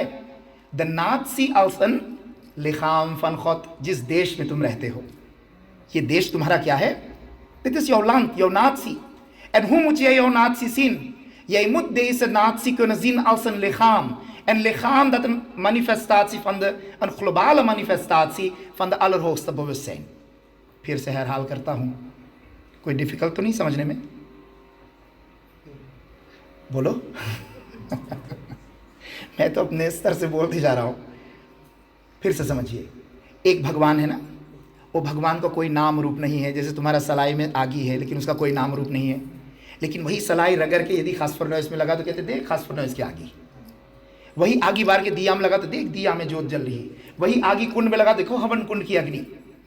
नाम अलग अलग हो गया लेकिन क्या अग्नि अलग अलग है ना? उसके मैनिफेस्टासी होने के नाते कहीं ब्लॉ, कहीं खून, कहीं पार्स, ऐसे एक भगवान है, वो एक है, उसका कोई नाम रूप नहीं। लेकिन जब वो पहले प्रकट हुआ वेद में तो वो यूनिवर्सम के रूप में प्रकट हुआ। चंद्रमा, सूर्य, तारे, नक्षत्र, नुम्मारोप अलस बचेदार बैतसित। लेकिन वही परमात्मा और छोटा रूप में आया तुम्हारे सामने तो क्या बन गया? आर्ध बन गया, ग्लोब, विश्व, उसको विश्वात्मा कहते हैं। विश्वात्मा, विश्व पुरुष। और वही और छोटा बन गया तो क्या बन गया? इंडिविडु। जो मिलना है भगवान से तो मिल पहले इंसान से। ये इंसान रूपी भगवान बन गया। इंसान बना, उसको इंडिविडु बोलते हैं। फिर तुम्हारा देश जो है नाज़ी, वो एक भगवान का शरीर है, तुम्हारा एक शरीर है, और ये विराट विश्व भगवान का शरीर है जिसमें आंख सूर्य है, चंद्रमा आंख है, अन्नुमारो। अब वेद में क्या बताया कि जो भगवान ग्लोबाल रूप में मैनिफेस्टेर हुआ, het globale manifestatie van de zelfde God, die nam de figuur aan, het lichaam figuur, कैसे van de natie, तुम्हारा देश का एक शरीर है। इसको अब समझिए। Jouw land heeft een lichaam, उसको क्या कहते हैं? राष्ट्र रूपी राम, राष्ट्र रूपी शरीर। ये देश जो तुम्हारा है, तुम्हारा भगवान का शरीर है। कहा जैसे तुमको दुई गोड़ है, भगवान के भी दुई गोड़ है, कहते हैं। तुम्हें दुई आंख है, भगवान के दो आंखें, कहते वो भी है। कहते इसी रूप से तुम्हारे शरीर में चार होफ देल है। कौन से होफ देल है? मेरे साथ गिनिए। पहला तुम्हारा मूड़ी है ना, het hoofd. Tweede hoofddeel zijn de handen. Derde hoofddeel is vanaf mijn keel tot mijn ondernavel, इसको बोलते हैं romp. और vierde hoofddeel कौन है? गोड़, जिस पे हम खड़ा हैं। इसको फॉलो करते जाना आप, जो मैं समझा रहा हूं। पहला क्या है? मूड़ी, eerste hoofd. tweede क्या हो गया? hand. derde हो गया romp और vierde हो गया voet. अब वेद में एक प्रश्न किया गया, een vraag werd gesteld door de ऋषि। यत् पुरुषम व्यदधु कतिधा व्यकल्पयन्। Het is een Kalpana. Kalpana betekent een voorstelling। जैसे आप स्कूल में पढ़ते हो तो ये फ्रॉक meneer कहता है natuurkunde में, stel je voor dat de snelheid 20 kilometre per seconde is। तो क्या सही में तुम्हारा ऑटो 20 किलोमीटर में जा रहा है क्या? It's an forestalling. वैदिक ऋषि कहता है यदि परमात्मा प्रकट होता है राष्ट्र के रूप में, gemeenschap के रूप में, hij manifesteert zich in het gemeenschappelijke lichaam, let wel, niet individuele lichaam, gemeenschappelijke lichaam. Hoe ziet deze gemeenschappelijke lichaam dan uit? Wat is zijn hoofd? Wat zijn zijn handen? Wat zijn zijn romp? Wat is zijn romp en wat zijn zijn voeten? ये प्रश्न किया गया इस मंत्र में। और उसी मंत्र के तुरंत बाद में अंतर्गत क्या मिला? ब्राह्मणो अस्य मुखमासीत् बाहुराजन्य कृतः उरु यत्तद् वैश्यः पद्भ्याम शूद्रो अजायत। बड़ी सुंदर व्याख्या वेद में, इसको समझते जाइए। ब्राह्मणो अस्य मुखम आसीत्, dat gemeenschappelijke lichaam waarin Bhagwan zich manifesteerde in de vorm van het gemeenschappelijk lichaam. Hij had ook 4 hoofddelen. Het hoofd van mijn gemeenschap, de handen van mijn gemeenschap, het romp van mijn gemeenschap en de voeten van mijn gemeenschap. आगे समझते जाइए। het hoofd van mijn gemeenschap, हमको भी मूड़ी है, भगवान को भी मूड़ी है, हमारे देश को भी मूड़ी है। हमको भी हाथ है, भगवान को भी हाथ है, देश को भी हाथ है। Wie zijn de handen van jouw land? Wie is het hoofd van jouw land? Wie is de romp van jouw land? En wie zijn de voeten van jouw land? इसी मंत्र की व्याख्या में कहा ब्राह्मणो अस्य मुखमासीत् बाहुराजन्य कृतः। सिर क्या है? ब्राह्मण। Het gemeenschap, je याद रखो, individu का मूडी नहीं. Het hoofd van mijn gemeenschappelijke lichaam. Als ik in een land woon, Nederland, dan heeft dit land ook 4 hoofddelen. Het hoofd van Holland, de handen van Holland, de romp van Holland en de voeten van Holland. कहा, wat is het hoofd van Holland? ब्राह्मणो अस्य मुखमासीद. जो ब्रह्म माने ज्ञान, जो ज्ञान के अनुसंधाता है, वे ब्राह्मण कौन है? कहा, समाज के मुखिया है. Het hoofd van de gemeenschap, dat is de ब्राह्मण. ब्राह्मण समाज के मुखिया है. लेकिन ब्राह्मण कौन? मैं भी मानता हूं ब्राह्मण को पूजना चाहिए, ब्राह्मण को दान देना चाहिए, ब्राह्मण की सेवा करना चाहिए, ब्राह्मण का सब कुछ करना चाहिए. लेकिन कौन ब्राह्मण? जो बुक वाला ब्राह्मण पढ़ो और आज वाला ब्राह्मण खोजो तो बहुत कम मिलेगा, बहुत कम मिलेगा. मुखिया कैसे होना चाहिए? तुलसीदास जी ने लिखा, मुखिया मुख सो चाहिए, खान पान को एक, पाले पोषे सकल अंग, तुलसी सहित विवेक. आपका मुख का काम क्या है? जो कुछ तुम खाना डालते हो, कल बड़ा लेकर रोटी बना था यहाँ कुसबानती कोरों के साथ. अच्छा, तुम रोटी को खाते समय तुम्हें लगा वाह भाई महीना जी ने क्या रोटी बनाया है, और कूचते कूचते थोड़ा सा यहाँ भर लो, दबा लो, थोड़ा यहाँ बगल में दबा लो, इसको तो मैं कल हैरकॉव करूँगा सवेरे जागने पर. बड़ा लेकर रोटी है, बड़ा लेकर रोटी है. तो क्या थोड़ा देर थोड़ा से बचा हुआ खाना सवेरे जागोगे तो अपना मुंह सूंघ पाओगे क्या? तुम अपना ही मुंह नहीं सूंघ पाओगे, इतना तंतलक बन जाएगा.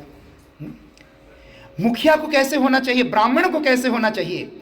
तुलसीदास जी लिखते, मुखिया मुख सो चाहिए, खान पान को एक. लेकर लेकर कढ़ी, लेकर लेकर दाल, लेकर लेकर. कहती दीदिया क्या अपार्थ खाइयो, बाद में खाइयो, अपन हाथ से बनेगी, है ना. और साधु क्या करता? सारा खाना मिक्स करके खा लेता है. और ऐंदलक सारा मिक्सिंग तो मुंह में होता ही है. दाल पूड़ी कुसबांती जो कुछ मुंह में डालते हो, चाहे एक एक हाफ डालोगे, और ऐंदलक मिक्सिंग यहीं से शुरू हो जाता है. मुख का काम ही है मिक्स करना, किसी को अपार्थ नहीं रखता. ब्राह्मण का काम है किसी को ऊंच नीच नहीं देखना. ब्राह्मण मुख है. मुख का काम क्या है? जो लेकर दाल, जो लेकर कोरो, जो लेकर रोटी अंदर डाला, वो कूच कूच के बेचारे दांत जीभ सब कुछ कूच के इतना पापरख लेकर बना देता ब्रेड, और उसी को उगेल दो तो फिर देख नहीं सकते, है ना. उसी के उगेल तो देख नहीं सकते, और उसी को कितना लेकर से चाट के खा जाते हो अंदर गुलगुला करके. थोड़ी देर के लिए सोचिए, है ना. प्रोसेसिंग चलता है. ब्राह्मण का काम क्या है? मुखिया मुख सो चाहिए, खान पान को एक. किसी ब्राह्मण को कुछ मिले दान में किसी भी चीज से, तो उसको अपने लिए नहीं, किसके लिए? समाज के कल्याण के लिए लगाना चाहिए. जैसे ये मुख में जब कुछ आया तो वो अपने पास नहीं रखा, उसको आगे दूर सिर कर दिया. और यदि भूल से कहीं थोड़ा चौर और कोरोरो प्लाक रह गया तो उसके एक मिनिस्टर है, कौन? जीभ.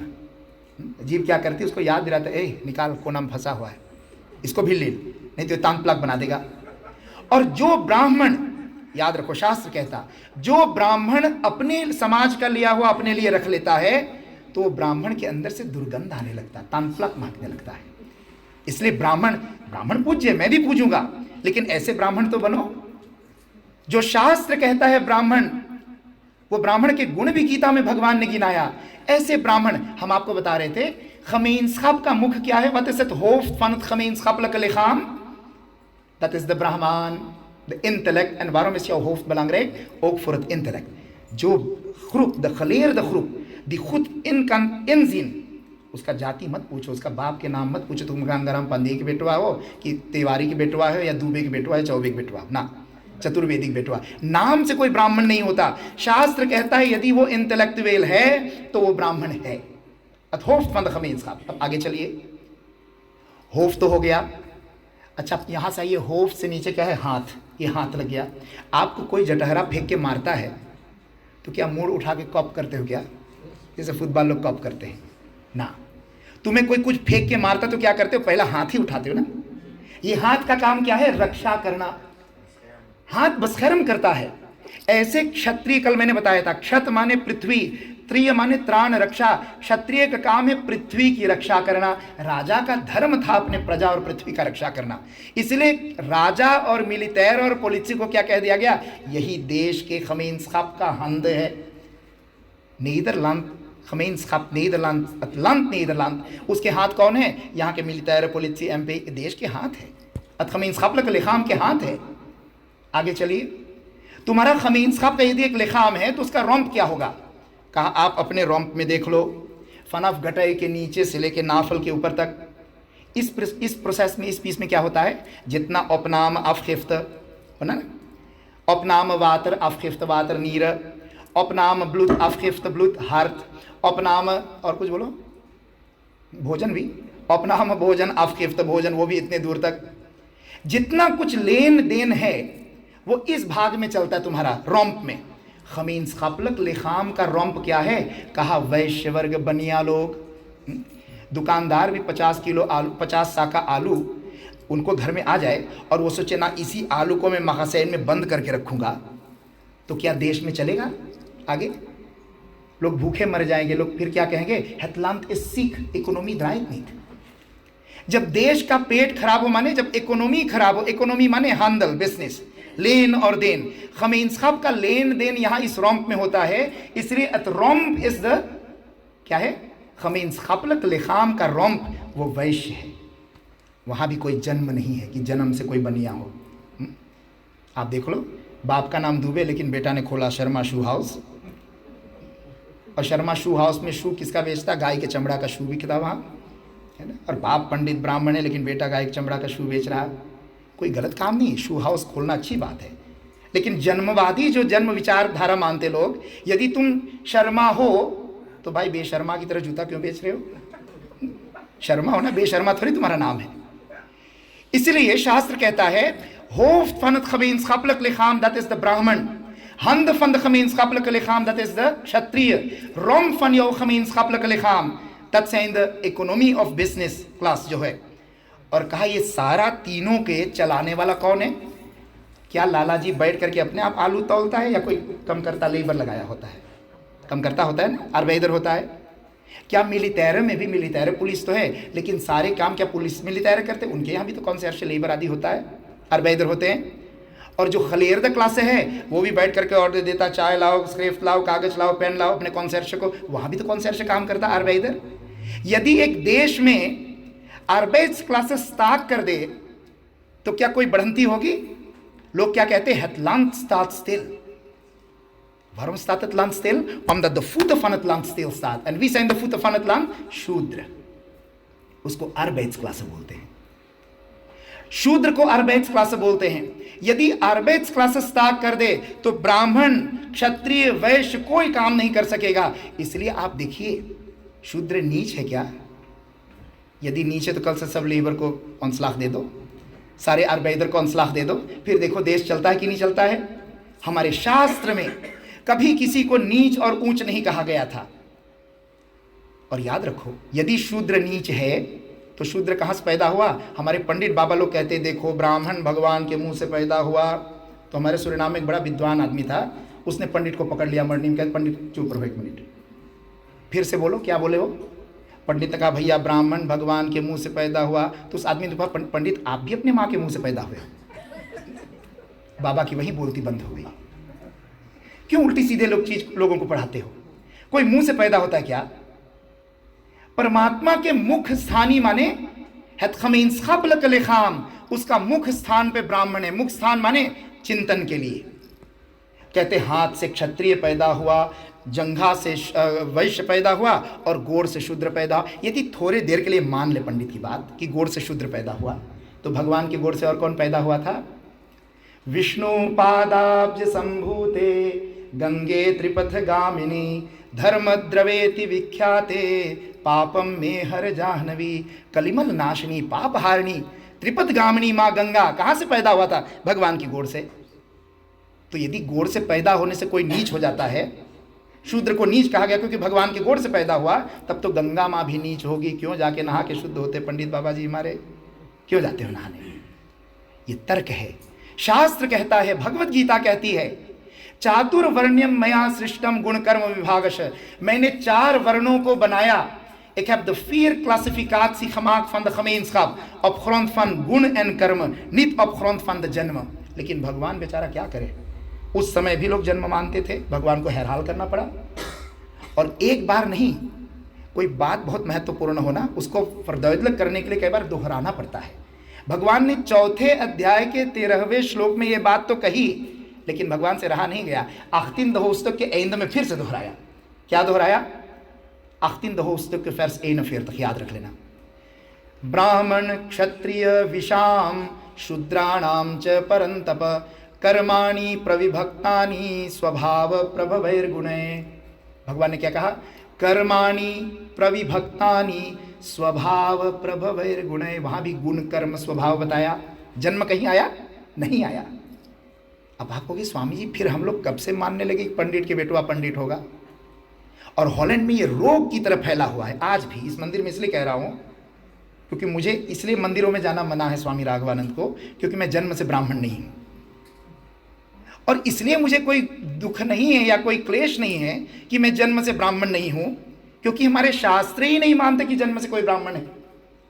जब जन्म से कहीं शास्त्र में है ही नहीं कि तुम जन्म से ब्राह्मण हो, फिर हमें इसमें चिंता होने की क्या बात होगी? लेकिन इस स्वामी जी को हम अपने मंदिर में नहीं बुलाते हैं। क्यों? क्योंकि ब्राह्मणों की निंदा करता है। अब बताइए, इतना देर से जो मैं आपको समझा रहा हूं, ये कोई निंदा है क्या? ये अवैतलक या निंदा है? लेकिन यही अवैतलक दे दो तो बाबा जी को धुआं लग जाता है। क्यों भाई? क्योंकि पंडित जी को लगता है मेरा बाप पंडित है, कुफनित तखंसुदेर, मेरे नाम के पीछे अपने आप पांडे लग जाए, चाहे रात भर में देश को लारी फियरा नाच के आया हूं तुम्हारे, लेकिन तुम मेरा पैर पूजो। और आज भी आप लोग देखते होंगे सूरीनाम में कहीं कथा जग बैठता है ना, तो चाहे 7 दिन ब्रोत खा के बैठा हुआ एक ब्राह्मण, लेकिन उसके नाम के पीछे पांडे लगा है, या दुबे या चतुर्वेदी लगा है, या उसके नाम के पीछे शर्मा लगा होगा, तो पंडित ऐसे करे, आजा आजा आजा। और देखो जीन्स पैंट पहने जांगो मैन की तरह, पंडित के वेश भी नहीं होता उसका, जांगो मैन की तरह मटकता हुआ आएगा। उसको बोला गो ब्राह्मण हिताय, चंदन लगाओ, दक्षिणा निकाल के दो। और आज भी लोग देते। बताइए ना, आपको पूछने का हिम्मत ना उत्तर देने की हिम्मत। और ये पूछने उत्तर देने की हिम्मत क्यों नहीं जानते हो? हिंदू समाज की एक बड़ी दुर्गति का कारण है सत्संग न करना। आज आप यहाँ बैठे हो, मेरी बातें सुन रहे हो, हम ये नहीं कहते जो मैं बोल रहा हूँ उसको क्लाक करो, एक्सेप्ट करो, लेकिन अभी घरे जाओ, रात भर सोचो, चिंतन करो कि स्वामी जी ने क्या बोला था। आप चिंतन करोगे तो देखोगे कि क्या बात आपको सत्य लग रहा, क्या सत्य नहीं लग रहा। हम सत्संग नहीं करते हैं, इसलिए कोई भी कोई बात धर के हमको रगड़ देता है और फिर हम मुंह लटका करके बैठ जाते हैं। एक माता जी मेरे पास आई, स्वामी जी क्या विधवा को दुल्हा परछना चाहिए? मैंने कहा क्यों? फिर तक फॉल्स स्ट्रोम मार देगा क्या? विधवा के अंदर कोई स्ट्रोम बढ़ जाता है पति मरने के बाद, उसका स्ट्रोम छुएगा तो क्या दुल्हा मर जाएगा? बताइए। और मैं कहा एक बात क्षमा करना माता, कोई आदमी आके तुम्हारा क्राख नहीं नोचती कि बहनियां निकल आओ। कौन क्राख पकड़ के खींचती? वही माताएं खींचती है। छोटकी जाकर बड़की को कहा इधर आ, तो विधवा है, मत दुल्हा छूना। कोई पंडित आकर नहीं कहता कि उसको नोच लो। आप सोचिए सत्संग का प्रभाव क्या है। रामचरितमानस उत्तर कांड में जब हम जाते हैं तो भगवान राम और माँ जानकी सीता जिनके मंदिर में हम बैठे हैं, उन राम और सीता का राज तिलक होता है सिंहासन पर। और जब सिंहासन पर राज तिलक होता है तो वहां चौपाई तुलसीदास जी लिखते हैं कि तीनों माताएं कौशल्या, कैकेयी और सुमित्रा भरी भरी थारी कर करके और आरती उतारती है। तो वशिष्ठ भी बोल देता डोंट ड्रॉप, ए Kaikeyi Kaushalya Sumitra, don't drop fun here, क्योंकि तुम लोग विधवा हो, अमंगल हो जाएगा। लेकिन क्या रामायण में लिखा है? तीनों माताएं विधवा होकर के मंगल आरती भगवान की उतारती है। जब माताएं वहां आरती उतारती, भगवान को कुछ नहीं हुआ, तो क्या हमें शिक्षा मिलनी चाहिए कि विधवा किसी दूल्हे की आरती उतार देगी तो क्या उसका अनहोनी हो जाएगा? लेकिन ये सदा से डाला गया। पंडित जी कहते विधवा है, नहीं करना। लेकिन वही विधवा यदि 100 यूरो निकाल के देगा, धीरे से लेके दबा के धर लेगा जेब में। हम अपने पंडितों की बात नहीं करते हैं, हमारे कर्मवादी विचारधारा है। फिर तो पंडित नहीं कहेगा अच्छा तुम्हारा तो पति देहांत हुआ था 1 साल पहले, ये नहीं कहेगा। वो दक्षिणा लेकर रख लेगा, वो तो अमंगल नहीं है।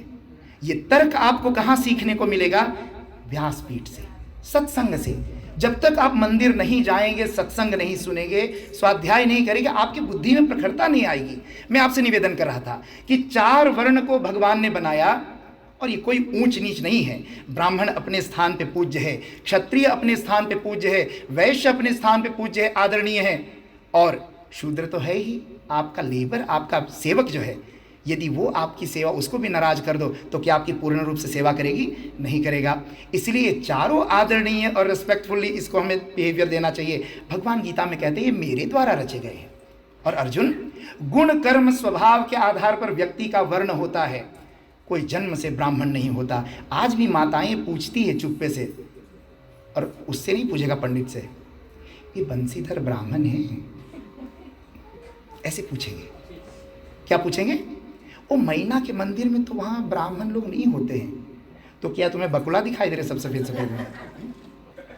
ब्राह्मण को इनके नाम के पीछे बंसीधर पांडे होता, बंसीधर शर्मा होता, तब तो उनको बड़े मानते। और ये एक रोग है, जैसे टेररिज्म का कोई इलाज नहीं है, है ना? कोई टेररिस्ट को कोई सिखा दे कि भाई बॉम्ब दबाते ही तुम अल्लाहू अकबर, फट जाओगा बॉम्ब और तुम उधर भड़ाक से गिरोगे। कहाँ? जहां जन्नत का दरवाजा खोलेगा तुम भड़ाक से वहां गिरोगे, और गिरते ही तुम्हें एक रीबा मिलेगा। कौन? वैन का रीबा। यहां तो दारू पीना मना, अल्लाह उठा के ठोक देगा तुम्हें। और मरने के बाद, बॉम्ब फोड़ने के बाद तुम्हें वैन का नदी मिलेगा, और वैन के नदी के साथ जब नसा जाओगे तो त्वेन सैफन तक माखद मैशस भी मिलेंगे, एक कुरान में लिखा है। और इस विचारधारा को इम्प्रेंट करके देखो, लोग बॉम्ब को दबा देते हैं, बड़े बड़े ब्लास्ट कर देते हैं। ऐसे रोग की तरह ये वर्ण की बातें हैं। इसके मंदिर में मत जाओ, उसके मंदिर में मत जाओ, वहाँ वो ब्राह्मण नहीं, वो चमार नहीं। अरे ब्राह्मण चमार से तुम्हें क्या होगा? ज्ञान से मतलब है या व्यक्ति के माँ बाप से मतलब? अब मेरे से कोई पूछे, स्वामी जी आपके माँ बाप कौन है? मैं तो बड़ा गर्व से कहूँगा, आज भी मेरे माँ बाप खेती करते हैं, भाजी लगाते, बांटा लगाते, सरमक्का में रहते हैं, उसमें कोई शर्माने वाली बात नहीं। लेकिन आप कहोगे अच्छा आपके माँ बाप अच्छा खेतियर है, अच्छा, हम तो सोचिए आप ब्राह्मण बांटो। अब तुम्हारे मानने से ना मानने से मेरे पे कोई अंतर नहीं पड़ेगा, याद रखो। लेकिन जिस पंडित को लगता है कि मेरी दुकानदारी चल रही है, कहीं मेरा क्लांत भाग के उसके पास ना चले जाए, तो क्लांत सर्फिस में वहाँ पे प्रॉब्लम आ जाती है। उसके पास मत जानो, ब्राह्मण नहीं बंसीधर। मैं आपको बड़े गर्व के साथ कहूँ, और ये नहीं कि आज मेरे सामने बैठे, जब आदमी मर जाता है ना तो उसके लय के सामने खड़ा होकर लोग बड़े गुणगान करते हैं। लेकिन मैंने अपने शिष्यों में परंपरा बनाई, किसी का जन्मदिन हो तो उस जन्मदिन के दिन ना खाली हैप्पी बर्थडे आदमी ये रही ऊपर यारी ना, जब हवन होता है घर पे तो हर एक मेंबर खड़ा होकर 5 मिनट उसके बारे में कुछ बताता है। आज मेरे बाप का जन्मदिन है, पापा के लिए अवदित फरतैल अकीदा, तुम इतने इंपॉर्टेंट मेरे लिए हो। अरे मर गया, वहाँ लेकर के ब्रीफ पढ़ो, क्या लेख सुनेगा तुम्हारा? तो दुनिया को सुनाने के लिए सुना रहे हो, जिसको सुनाना था वो तो मर गया। आज हमारे बीच में पंडित बंसीधर जी बैठे हैं, मेरे बड़े ही आदरणीय, हम सब के बड़े ही पूज्य और स्तुत्य। और मैं बताऊं, मैंने इनके पीठ पीछे भी कई बार, जब मैं रोटरडाम में अल्क फ्राइडा में घर घर सत्संग करता हूं और उसमें प्रसंग आया, तो हमारे शिष्यों ने पूछा, कहते स्वामी जी ये जो तुमने 9 गुण बताए हैं ब्राह्मण का, ये गुण आपको यहाँ हॉलैंड के कोई पंडित में दिखा? मैं कहा मुझे केवल एक पंडित में दिखा, पंडित बंसीधर में। और ये नहीं कि आज यहाँ बैठे इसलिए बोल रहा हूं। ब्राह्मण के 9 गुण क्या बताए भगवान ने, ये भी सुन लो। जहां अख्तिंद होस्तों के एन फेरतक श्लोक में भगवान ने बताया ये कि ब्राह्मण क्षत्रिय विषाम शूद्राणाम च परंतप कर्माणि प्रविभक्तानि स्वभाव प्रभवैर्गुणे। उसके बिल्कुल आगे ही भगवान ने क्या कहा, हे अर्जुन, ब्राह्मण के 9 गुण होते हैं, इसलिए पंडित के जनेऊ में 9 ततई होता है, ठीक है ना?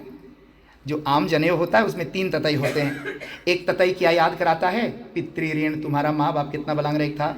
तो इधर ततई क्या याद कराता है? देव ऋण, जब से पैदा हुए घाम पानी से सब कुछ लिए, क्या उसके बदले में कुछ दिया? दर्द ततई किसकी याद कराता है? ऋषि ऋण, जिन ऋषियों से, जिन मेस्तर से तुमने ज्ञान ग्रहण किया, क्या उसके तरफ में तुमने कुछ दिया? तो तुम कर्जेदार हो। ये बन स्खुल्द खानदेही सदरी, ये फादर द खोदन एंड द लेर आर। इसलिए जनेऊ में 3 ततई होता है, और ब्राह्मण के जनेऊ में तो 9 ततई है। वो 9 ततई का मतलब क्या है? अब मेरे साथ गिनिए। शमो दमः तपः शौचम शांतिर आर्जवम एवच ज्ञानम विज्ञानम आस्तिक्यम ब्रह्म कर्म स्वभावजम। ब्राह्मण के 9 गुण भगवान ने गिनाया। गीता में 18वें अध्याय में भगवान ने कहा, अर्जुन यदि ये 9 तुम्हें कहीं दिखे तो समझ लेना वो ब्राह्मण है। पहला गुण क्या है? शमो शम। शम माने शांत, चुलबुल चुलबुल करता रहे, चंचलता। कई पंडित बड़ा चुलबुला होते हैं, यहाँ नहीं तो वहाँ झांकेगा, वहाँ नहीं तो वहाँ ताकेगा, वहाँ नहीं तो उसको टोकेगा। पंडित का स्वभाव क्या है? पहले शांत, एकदम शांत। शमो तो ये क्वालिटी ब्राह्मण का। दमो, दम माने अपनी इंद्रियों पर दमन हो, जीभ पर दमन हो, अपने को कंट्रोल में रखो, इधर उधर आंखें मत मचाओ। तो ये क्वालिटी। शमो दमः, फिर दर्द क्वालिटी है तपह। तपह माने तपस्वी हो। तपस्वी माने अपनी घर गृहस्थ को पालते हुए भी और तपस्या के साथ तप करे, कभी व्रत करे, कभी संयम नियम में रहे। शमो दमः तपः, फिर द शौचम। पंडित को रेन होना चाहिए। रेन इन क्लीदिंग, रेन इन खदाख्तर, रेन इन खफूलेंस, लदभेसर की तरह नहीं घूमना चाहिए। सुरनाम में कहते लदभेसर। लदभेसर माने धोती में घी के फलाका, कहीं चंदन पोता हुआ, कहीं हल्दी पोता हुआ, कहीं गठाई पीछे काला पड़ा हुआ, वहीं से शुद्धि शुरू होती है। फिर बात करने लगो तो पता लगा बड़ा पसीना निकलता है इसके शरीर से। शुद्ध आहार नहीं, इसलिए पसीना में बदबू आ रही है। शरीर की शुद्धि नहीं, शरीर भी शुद्ध हो नहीं है तो वाणी से बात करने लगा तो बड़ा पता लगा बड़ा लब लब लब लब बोल रहा है। ऐसे आपको कई पंडित मिलेंगे। शमो दमः तपः शौचम। शौचम माने पवित्रता।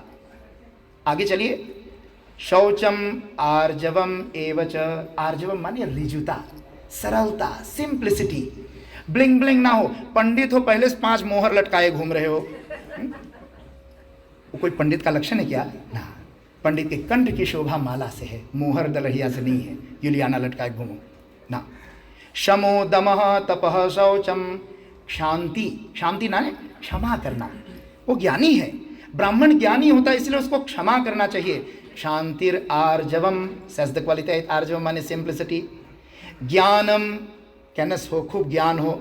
विज्ञानम, वेतन खाप को भी जानने वाला हो, फनातिक ना हो, ठीक है ना। और फनातिक कैसे ना हो? भाई देखो बुक में लिखा ब्राह्मण को गाय दान देना चाहिए। मैं 5 मिनट आपका और लूँगा विषय पूरा करने के लिए, ठीक है। क्या बताया आपको? गाय दान। स्वामी जी बहुत बड़ा प्रॉब्लम है। क्या प्रॉब्लम हो गया? अरे बुक में लिखा है गाय दान करो।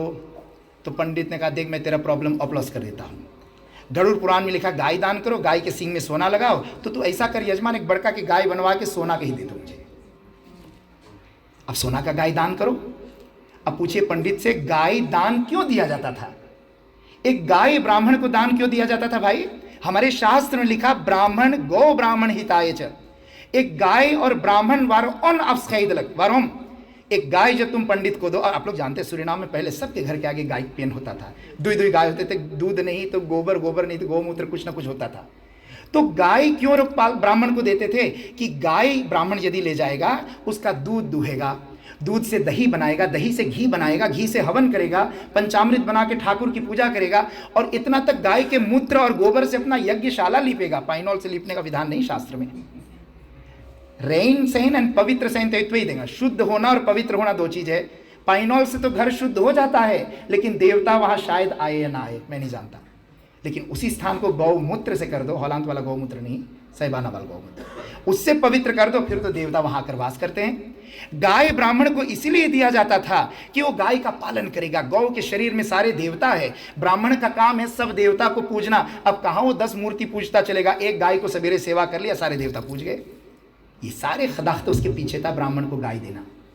अब आज तुम नीदरलैंड में हो, गरुड़ पुराण लिखा इंडिया में, और सूरीनाम में भी नहीं उपवास करते लोग। वहाँ एक पंडित था, मर गया, अब नाम नहीं लूँगा, कुछ दिन पहले मर गया, बहुत हॉलैंड आते थे। उसको मैं बचपन से देखा, जब कोई गाय दान देता था मरनी में तो रोसिखनॉल क्वाटा में स्लाख रहे था, उसका पिकअप आके पहले लग जाता था, गाय बांध के ले जाता था स्लाख रहे। बताइए, अब बताओ तुम्हारे माँ स्वर्ग जाएगी या और नरक में धंस जाएगी? लेकिन लोगों का विचार देखो। अब गाय ब्राह्मण को क्यों देना चाहिए भाई? दूध दूहने के लिए। अब यदि तुम्हें अल्बर्ट हैन से दूध मिलता है तो किसको खजूली पकड़ी गाय बांधने को अपना सैसो ऊपर? और बांधना भी चाहोगे तो खमीन तो बांधने देगा क्या? तुम्हारे यहाँ बुरदराई वाला बेचेगा तुम्हें गाय? जब तुम्हारे पास फार्म नहीं होगा तो नहीं बेचेगा। अब तुम कहा कहो ना बुक में लिखा है स्वामी जी। अरे बुक में तो बहुत कुछ लिखा, बुद्धि तो लगाओ। एक बुक है क्या?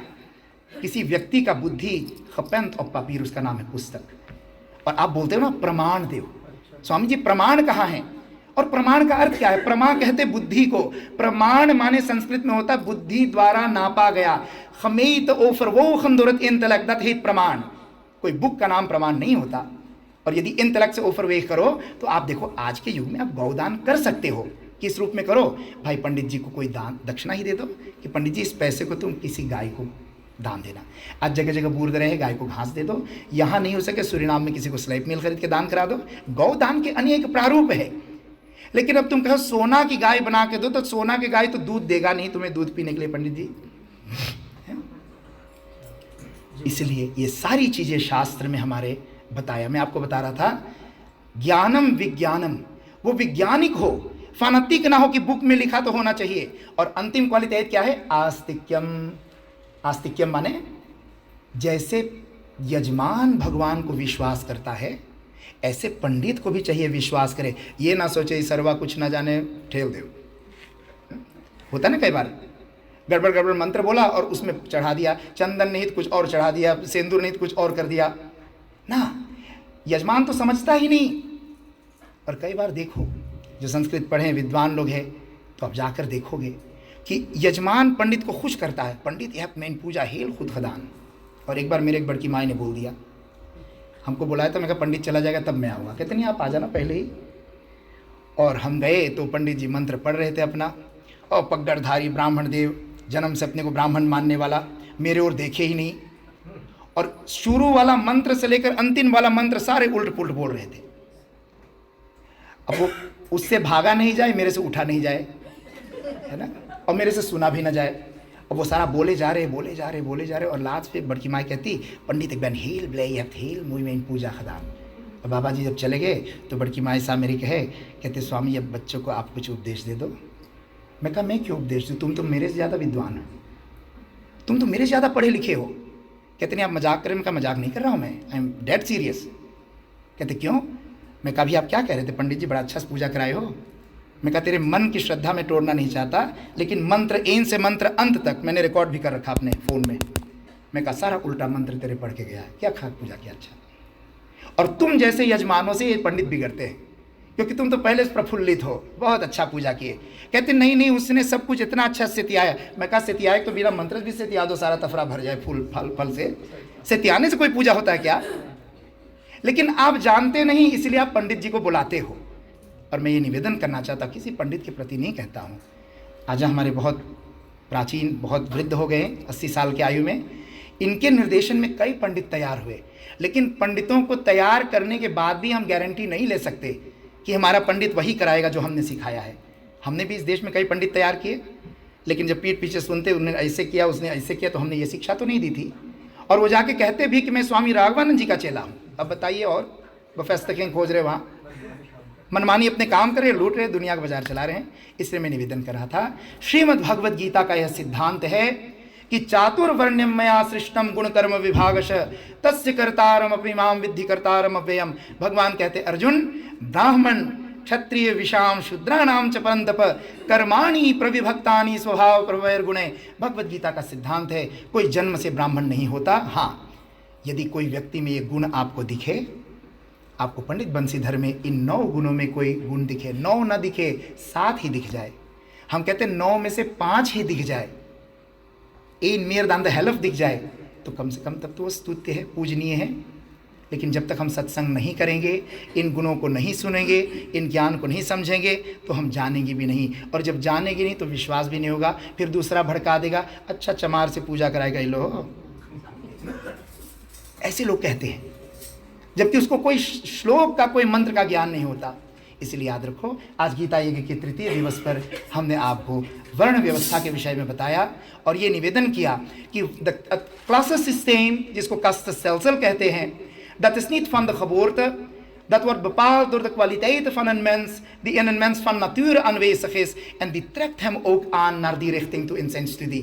कोई पंडित का बेटा इंजीनियर बन जाता है, कोई पंडित का बेटा क्या नाम स्लाखराई खोल लेता है, कोई पंडित का बेटा खेतियर बन जाता है, कोई पंडित का बेटा हार्ट शिरोरख का उपराची कामन में शिरोरख बन जाता है, लेकिन कोई पंडित का बेटा महामूर्ख बन जाता है, गधा प्रसाद नंबर 1 बन के घूमते हैं समाज में, जिससे सब परेशान है हर एक। और रामायण का सिद्धांत है, एक पिता के विपुल कुमारा होई पृथक गुणशील आचारा।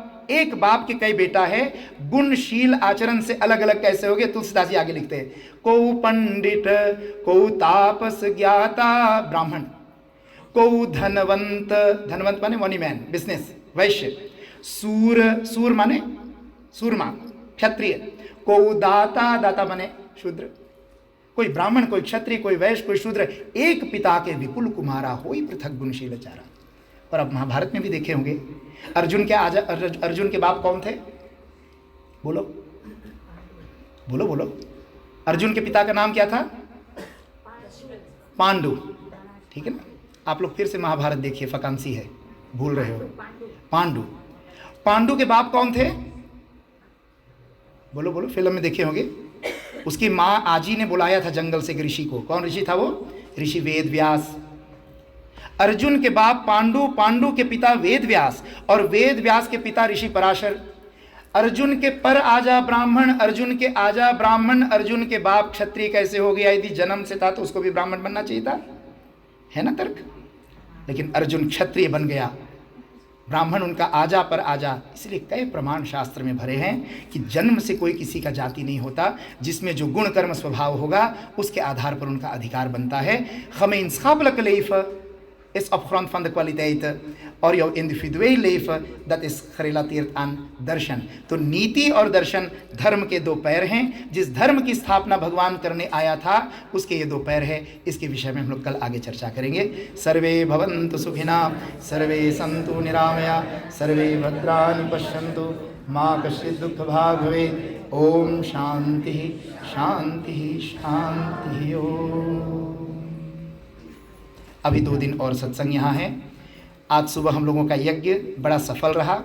आप लोगों में से 1-2 ही लोग आए थे, सब लोग घर पे ही रह गए डर के मारे, लेकिन हमें भगवान भरोसा था और हम लोग 10 बजे यज्ञ प्रारंभ किए। लगभग 150 लोग थे पार्क में और बहुत आनंद आया गायत्री हवन करने के बाद।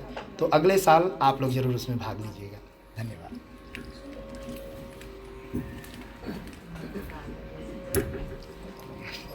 ये चिपकाया हुआ है, ये चिपकाया हुआ है।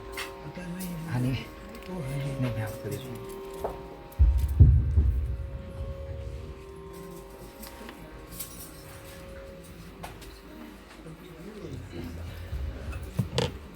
प्रेम से बोलिए सियावर रामचंद्र भगवान की जय।